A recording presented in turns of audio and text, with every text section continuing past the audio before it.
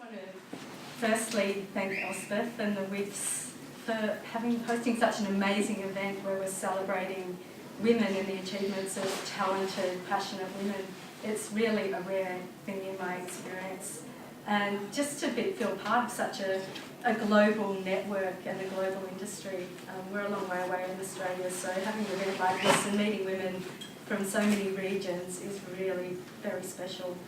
I also want to thank the WIFs for acknowledging diversity.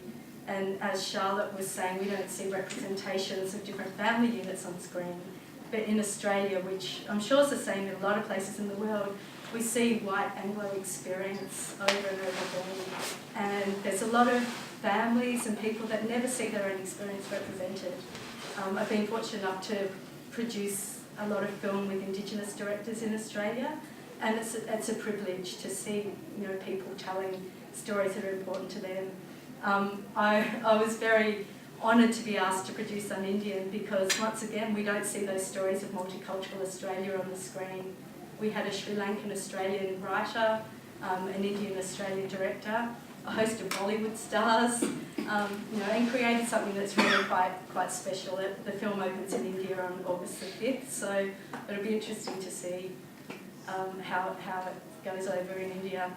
I'd also like to say too that it's amazing to see women creating such amazing pieces of work.